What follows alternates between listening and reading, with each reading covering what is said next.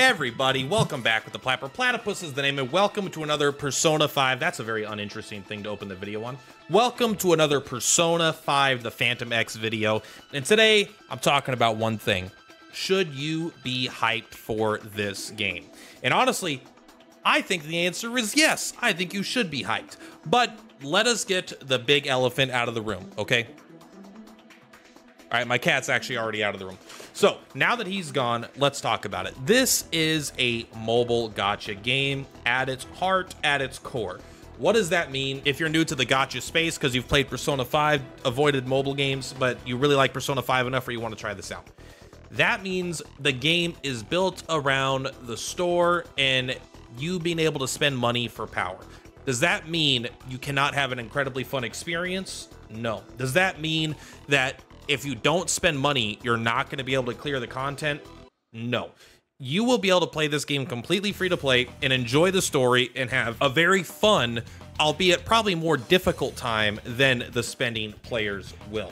Now, what you are going to be locked out of is gameplay options, in the sense of you're not going to have as many characters, very likely, right? So your actual in-game options are going to be lower. It's going to be harder for you to build characters. You're going to be slower than other players, right?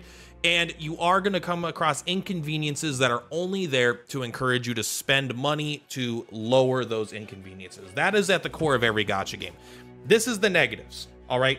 This is the negatives, and I don't want to pretend, especially when I'm hopefully new players will get into this, that those aren't real. They are very real. If you're the type of person that doesn't trust, that doesn't know if they're going to fall into a pit of, I need to get every character, I need to spend all this money, this is my waifu, I got to spend, if you're going to spend more than you can afford, you should just avoid this genre in general. But if you're like me, you just have a lot of fun, you could spend very responsibly, and you just love Persona 5 so much that you want more of it, even if it's a parallel universe, then this is going to be the most hyped game maybe of the year, which is crazy to say for a phone game, but that's how much I love Persona 5.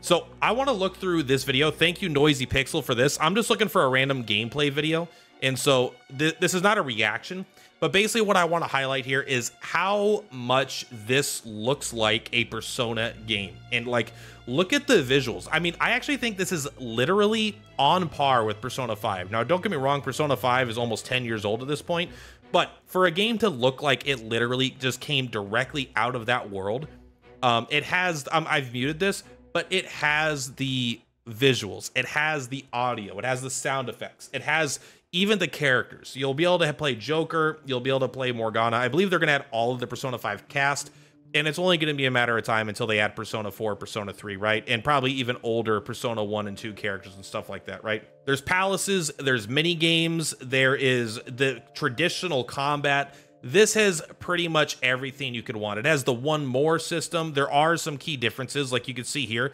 Enemies have like armor or something, which will mean that they won't just fall down after one hit. Maybe enemies will have like unbreakable armor and other things. Like they're gonna do a lot. They basically are gonna make the game added mechanics so they can make the game harder for players, which is just, you know, I mean, honestly, because once the game becomes a little more multiplayer, you kind of need it. I mean, look at this, mini games. I mean, this has everything I want, right? You have the really cool combat, you have the mini games, and just the hanging out with your friends. You've got the awesome cutscenes, the awesome story. This is a little too much of the combat, so let's kind of go back here again. Right, here's a soccer mini game, and the classic scenes that you're just are always, I love seeing these, right? You're just in a scene. I mean, this is directly out of Persona 5, basically, right? You have your buddy talking to you, he's in your backpack, you're ready to go to work or something like that. So everything that makes Persona 5 a great RPG seems like will be in here. Now, it will be, of course, mobilified in some ways, but I'm telling you, I think if you are as in love with Persona, the Persona universe, and Persona 5 as I am, that this is just going to be so exciting. I can't tell you how nice it was just to, when I was watching a couple of these videos, just to hear the sound effects.